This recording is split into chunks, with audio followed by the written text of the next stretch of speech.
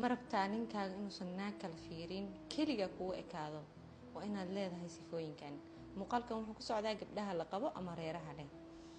sifada koobaad laga rabo inay yeelato waa maxay waxa loo yaqaan fan al-amaan al-caadifi oo ah inaad abuuri kartid kalsoonidaas waa maxay kalsooni qofkan inuu wax walba kugu sheegto ah garanaysa xaalada hadii qabsato inuu kula wadaago uu og yahay inaad siinaysid dacmi taageero aad waqtiga ilow siinaysid adeega oo ku jiro aan ku sheego macnaha khaladaadka aan sameeyno marka gabdhaheena macnaha waqtigaas lagu jiro si aad u fahantid tusaale qofka uu ku imaanaya moodka ka khaldan ama khalad buu soo sameeyay oo waxyaalo aan rabin inuu saas u sameeyo buu sameeyay maxaa sameynaa anaga waliba gaar ahaan especially Soomaalideena waxa sameynaynaa qofku waa eedeynayna intuu qofka rabay dacmi iyo magaranaysaa garabkiisa inay istaagtid waxa sameynaysaa eedeyn tusaale maxaa u sameysay aniga daboska aan la waxas ma sameyn lahayn maxaa ka khaldan maxaa hore igu soo sheegi weysay waay يعني qofkan maxaa dareensiinaysaa waxa dareensiinaysaa rujuuladiisa ama ninimadiisa inay wax ka qaldan yihiin su'aalo soo wuxuu dareemayaa naqsi waxaas inaad sameeyso khalad ma ahayn ama wuxuu dareemayaa in aadan siinayn dacmi and then mar kaleeto inuu wax kuula soo sheegto ama kuula soo dhaco inuu moodkiisa wax ka qaldan yihiin ama wax soo khalday ma dhacayso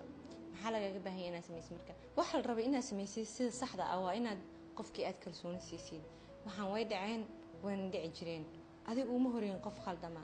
waa awoodaa inaad ka gudubtid waqtigan adag anigu maxaa kugu doortayba almost inaa awoodid am sure yani waan kugu kalsoonahay waqtigan adag waan ku gudbeynaa iyo wixii la mid ah yani hadda maxaa xal ah intaad dhihi lahayd waa kuu sheegay horaa kugu sheegay inaad waxaa sameynin oo kaleeto ma ujeedaa natiijadii waxa aan kaa celcelinayay maanta dhan natiijadii ma ujeedaa waxyaalaha aan sameyno waa ha sameynin because haddaad samaysid waxaas wuxuu heli oo bannaan ka heli mid siisa taageero dacmi dhehaysa oh my god kuma ogolaanaya inaad moodkan ka khaldanaado nakeen aan soo qosolnay nakeen aan banaanka u baxnay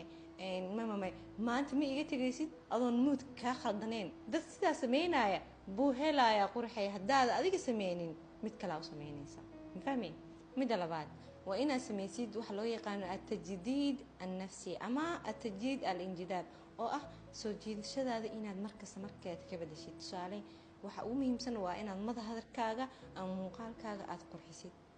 maalin kasta wax cusub soo kordhisid maryo aan ugu aqoon jirin aad soo gadatid yani ninka reeraha isqaba sheegaya fiiri waxyaalaha qayb liiga sheekaya waxa kamid ah gabar maalin inay ugu dhahday waxa ku baraarugay maalintii ninkeyga uu furay baa muraayada hor istaagay waxaan ku baraarugay jirkeygii inuu waqti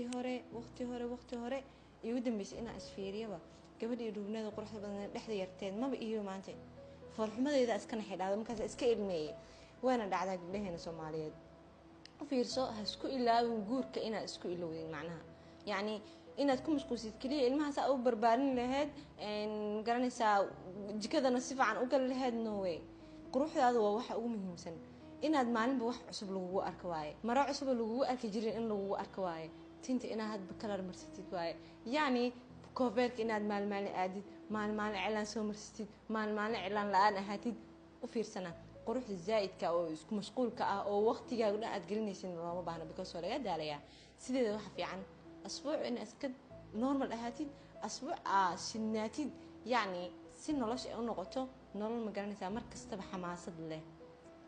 qodobkaas muhiim waaye gabdho inaad quruxdaada mar kasta ka shaqaysid aadan isku ilaawin hadaa mar ay guurka gasho gabdhaha waxa looga sheegtaa waxay tahay Soomaalida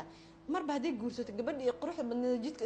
qurxin jirtay oo had marada fashion ka soo gadan jirtay ma ahanba dad labada shay heshay gashan waa dhaqaaqay ninkii ay rabtay ilan waa heshay saaxiib ay runta ku sheegaya jooji markii aad guursatid kadib inaad labada mar aad heshid ka hor yimaado jug isku siisid waay ma koowaad isku qurxin jirtay kaaliskaaga iska dhig jirtay magaalada waa laga yaabanaa marka guursatid maxaa la damiyay waa inaad joogtaysid inkastoo hadda xoogaa aan noqonay xoogaa casri oo gabdhihii jiimka imaanayaan oo ayagoo hal cunug dhalay aad kaal iska aragayeen xariimo dhex yar yihiin oo wax badan aan soo fahanay haddana muhiim waxa waaye inaad mar kasta quruxdaada cusboonaysiisid wax qurux badan in asbuuc kastaba aad isku mashquulsid boqolkiiba muhiim waaye ha soo dhihinina nin dhan mashruuciisa naga xir muhiim maaha yes is muhiim waaye because of waxa ku dambeynaysan maanta isku qurxinaysan nin maaho runta isku sheegnay